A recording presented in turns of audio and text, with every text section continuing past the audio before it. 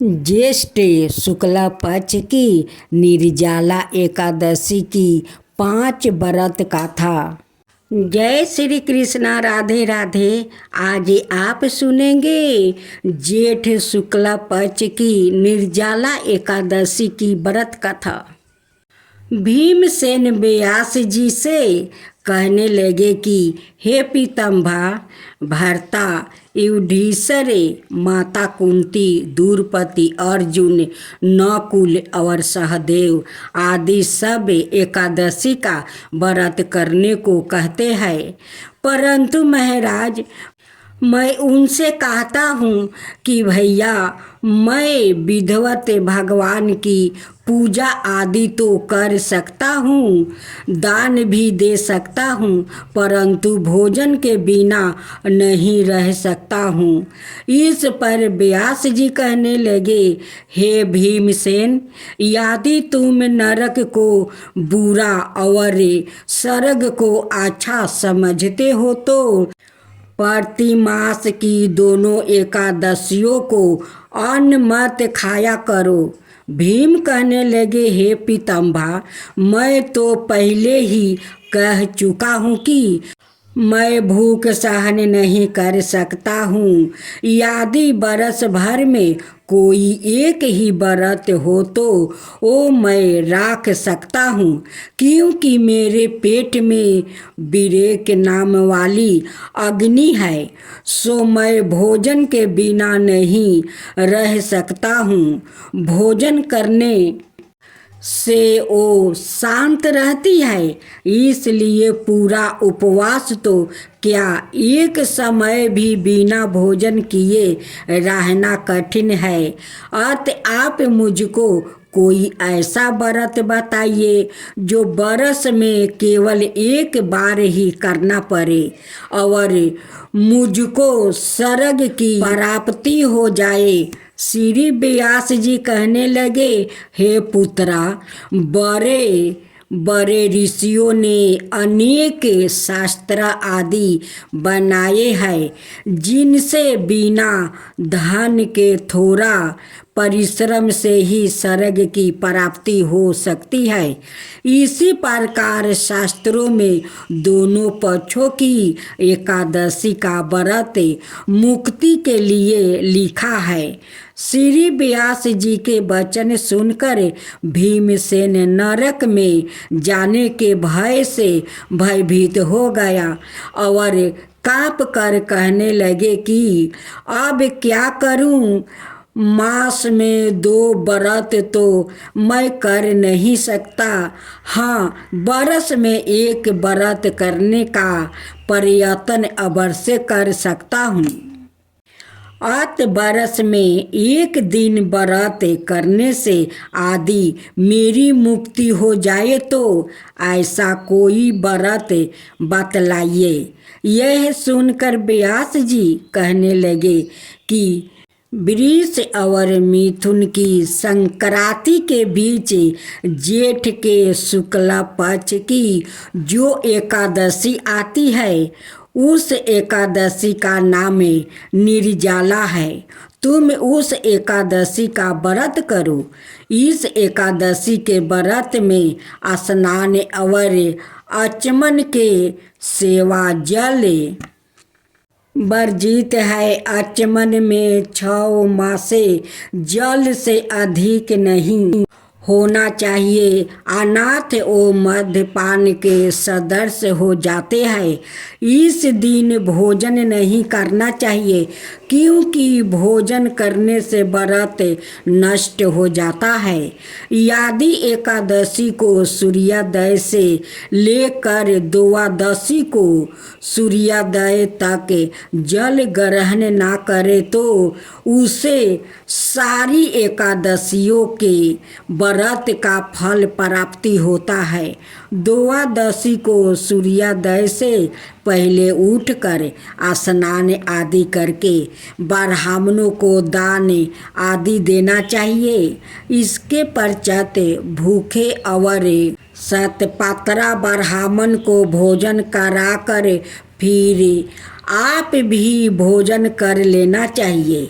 इसका फल 1 बरस की संपूर्ण एकादशियों के फल के बराबर होता है। व्यास जी कहने लगे कि हे भीमसेन, यह मुझको सवाए भगवान ने बतलाया है। इस एकादशी का पूर्ण समस्त तीर्थों और दानों से भी अधिक है। केवल 1 दिन मनुष्य निर्जला रहने से पापों से मुक्ति हो जाता है। जो मनुष्य निर्जला एकादशी का व्रत करते हैं उनको मृत्यु के समय यमदूत आकर नहीं घेरते, वरन भगवान के पार्षद उसको पुस्तक विमान में बैठाकर स्वर्ग को ले जाते हैं। अत संसार में सबसे श्रेष्ठ निर्जला एकादशी का व्रत है। इसलिए यत्न के साथ इस व्रत को करना चाहिए। उस दिन ओम नमो भगवते वासुदेवा इस मंत्र का उच्चारण करना चाहिए और गौ का दान भी करना चाहिए। इस प्रकार व्यास जी की आज्ञा अनुसार भीमसेन ने इस व्रत को किया। इसलिए इस एकादशी को भीमसेनी या पांडवा एकादशी भी कहते हैं। निर्जला व्रत करने से प्रथम भगवान का पूजन करके यह प्रार्थना करे कि हे भगवान, आज मैं श्रद्धा पूर्वक निर्जला व्रत रख कर दूसरे दिन भोजन करूँगा और आपकी कृपा से मेरे सब पाप नष्ट हो जाए। इस दिन जल से भरा हुआ एक घड़ा वस्तु से ढाक कर सौरन सहित दान करना चाहिए। जो मनुष्य इस व्रत को करते हैं उनको करोड़ पल सोने के दान का फल मिलता है और जो इस दिन यागादिक करते हैं उनका फल तो वर्ण ही नहीं किया जा सकता है। इस एकादशी के व्रत से मनुष्य विष्णु लोक को प्राप्ति होता है। जो मनुष्य इस दिन अन्न खाते हैं वो चंडाल के समान है, वो अंत में नरक में जाते हैं। जिन्होंने निर्जला एकादशी का व्रत किया है वो चाहे ब्रह्म हत्या हो, मद्यपान करते हो, चोरी करते हो या गुरु के साथ दुष्ट करने वाले हो, मगर इस व्रत के करने से सब स्वर्ग में जाते हैं। हे कुंती पुत्रा, जो पुरुष यह स्त्री श्रद्धा पूर्वक इस व्रत को करते हैं उनको नियम लिखित कर्म करना चाहिए। प्रथम भगवान का पूजन, फिर गौदान, ब्राह्मणों को मिष्टान ओ दक्षिणा देनी चाहिए और जल से भरे कलश का दान अवश्य करना चाहिए। निर्जला के दिन अन्न वस्तु, पात्रा, उपनय, जूती आदि का दान भी करना चाहिए। जो मनुष्य भक्ति पूर्वक इस कथा को पढ़ते या सुनते हैं उनको निश्चय ही स्वर्ग की प्राप्ति होती है। अब सुने एकादशी माता की कथा। भगवान विष्णु बोले, हे इंद्र, ऐसा मायावी दैत्य कौन है जिसने सब देवताओं को जीत लिया है?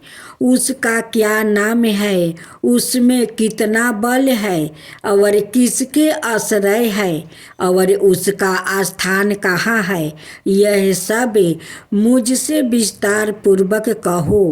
भगवान के ऐसे वचन सुनकर इंद्र बोले, हे सर्वव्यापी भगवान, प्राचीन समय में चंद्रावती नगरी में नारी जंघ नाम का एक राक्षस था।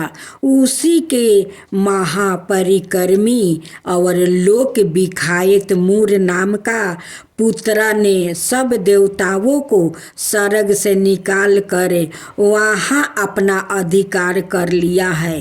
वो इंद्र, अग्नि, वरुण, यम, बाहु, ईशा, चंद्रमा, नैतिरत आदि सबके स्थान पर अधिकार करके और सूर्या बनकर आप ही प्रकाश करता है।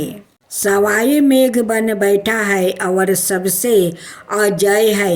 हे असुर निकंदन, उस दुष्टों को मारकर देवताओं को निर्भय बनाइए। इंद्र के ऐसे वचन सुनकर भगवान विष्णु बोले, हे देवताओं, मैं शीघ्र ही तुम्हारे शत्रु का संहार करूँगा। तुम चंद्रावती नगरी को जाओ। इस प्रकार कहकर भगवान सहित सब देवताओं ने चंद्रावती नगरी की ओर प्रस्थान किया।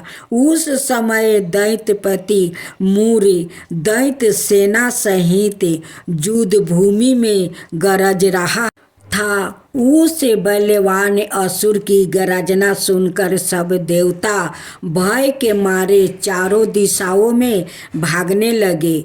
जब सवाए भगवान विष्णु रणभूमि में आए तो दैत्य उनको भी देख कर अनेक प्रकार के अस्त्र शस्त्र और आयुध लेकर दौड़े।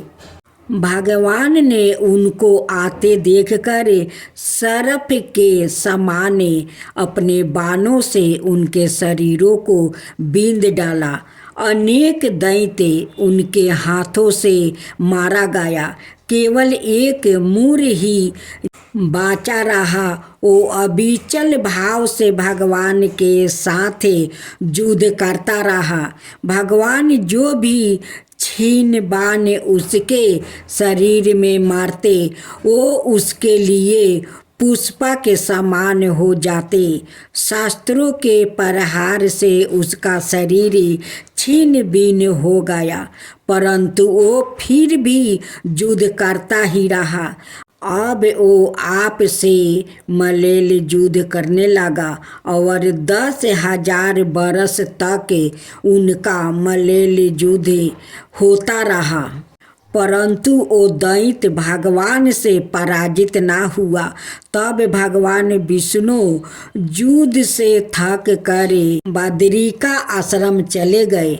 वहाँ पर एक हेमवती नाम की सुंदर गुफा थी। उसमें विश्राम करने के लिए वो उसके अंदर प्रवेश कर गया। यह गुफा 12 योजन लंबी थी और उसमें एक ही द्वार था। भगवान वहाँ जाकर सो गया। वो दैत्य उनको सोया हुआ देखकर मारने के लिए उद्यत हुआ। वो अभी मारने का प्रयत्न कर ही रहा था कि उनके शरीर से एक अत्यंत प्रभावशाली सुंदर कन्या अस्त्र शस्त्र धारण किए हुए प्रकट हुई और दैत्य के सामने आकर युद्ध करने लगी। वो दैत्य उस बलवान कन्या को देखा, आश्चर्य विनीत होकर उसके साथ युद्ध करने लगा। उस कन्या के ऐसे भयानक पराक्रम को देखकर दैत्य विचारने लगा कि इस कन्या को किसने बनाया है जो ऐसा भयानक युद्ध कर रही है। वो ऐसा विचार कर ही रहा था कि उस महादेवी ने उस बलवान दैत्य के रथ को चूर चूर कर दिया और उसके अस्त्र शस्त्र को काट कर टुकड़े टुकड़े कर दिया। तब वो दैत्य महान क्रोध करके मल्लेल युद्ध करने लगा, परंतु देवी ने उसको धक्का मारकर मूर्छित कर दिया। जब वो दैत्य मूर्छित से जागा तो उस देवी ने उसका सिर काट डाला। इस प्रकार वो दैत्य तो पृथ्वी पर गिरकर मृत्यु को प्राप्ति हुआ और बाकी दैत्य डर के मारे पाताल लोक को भाग गया। जब भगवान विष्णु की निद्रा टूटी तो उन्हें मूर दैत्य का काटा हुआ सिर ओ कन्या को दोनों हाथों जोड़कर खड़े देखा। तब भगवान उस कन्या से पूछने लगे कि हे देवी, जिस दैत्य से इंद्रादि के सब देवता भयभीत होकर स्वर्ग से भाग गया था, उसको किसने मारा है? वो कन्या कहने लगी कि भगवान, जब आप निद्रा में थे तो यह दैत्य आपको मारने के लिए उदित हुआ। उस समय आपकी योग माया द्वारा आपके शरीर से प्रकट होकर मैंने इस दैत्य को मार गिराया है। यह सुनकर भगवान कहने लगे कि हे देवी, तुमने देवताओं के भय को दूर करके बड़ा भारी कार्य किया है। अत तुम अपनी इच्छा अनुसार वर मांगो।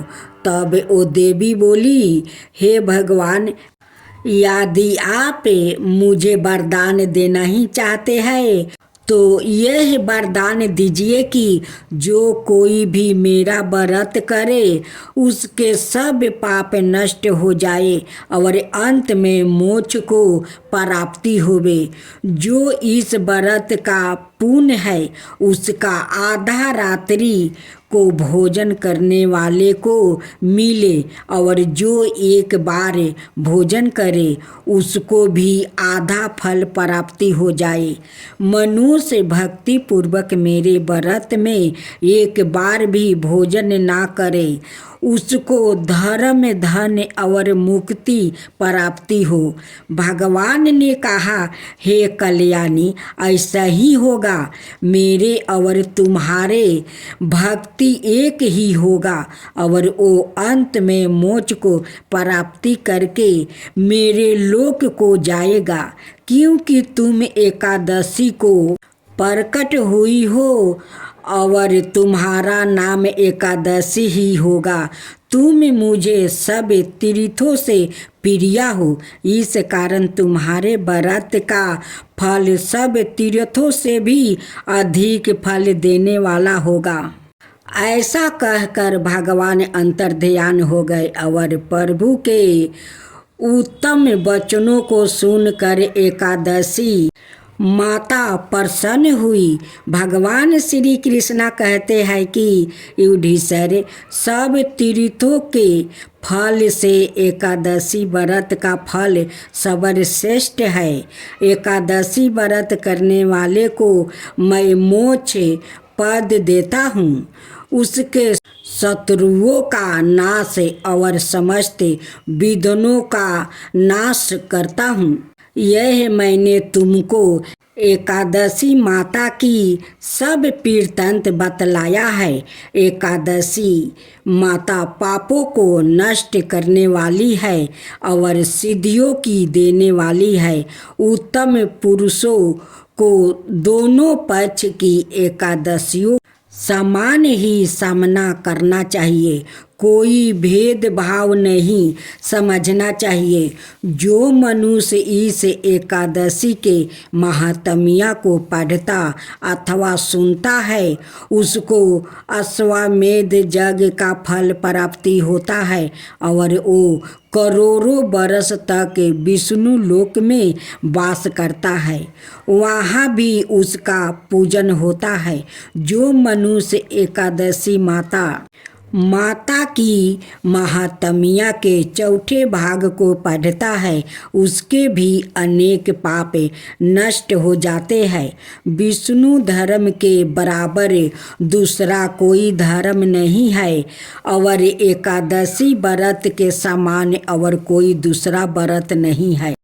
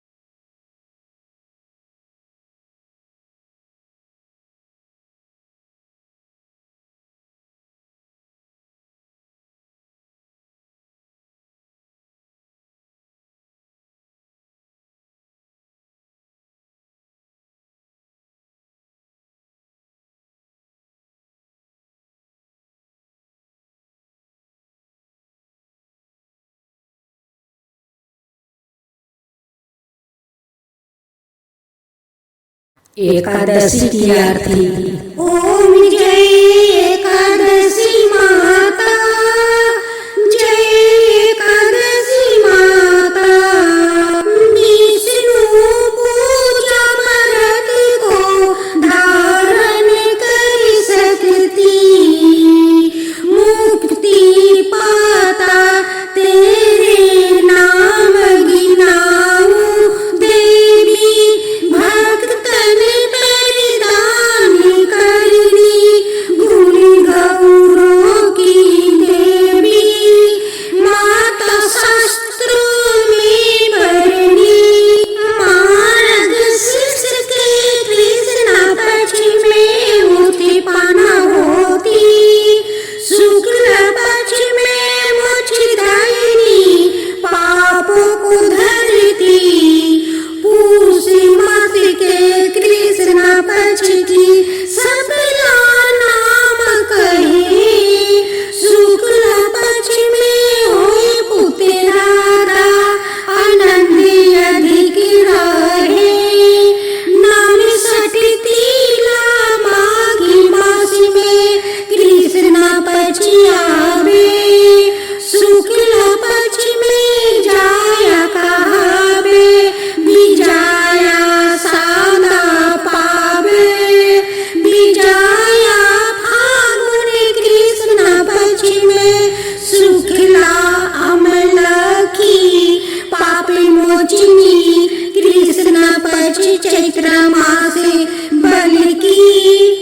चैत्र शुक्ल में नामिका में दाधन देने वाली।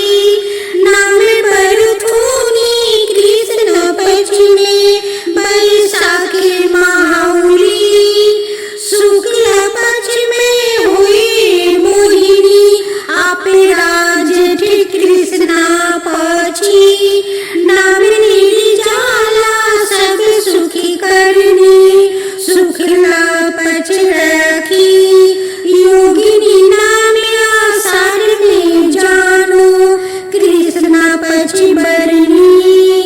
देवसायिनी नाम कहावे, शुक्ल पक्ष धरनी। कमी का श्रवण मास में आवे, कृष्ण पक्ष कहिए। श्रवण शुक्ला होए पुत्र राधा, आनंद से रहिए।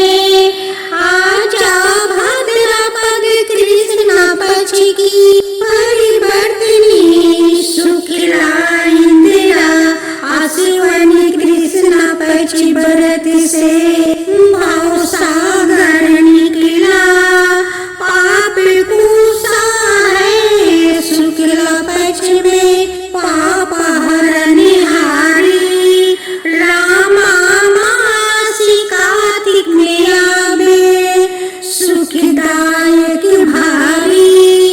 देवोत्थानी शुक्ल पक्ष की, दुखी नाशक मैया।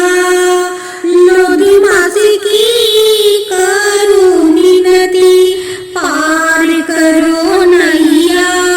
शुक्ल लोध में होए पद्मिनी, दुख दरिद्र हरनी। रामा कृष्ण पक्ष में होती, जन मंडल करनी।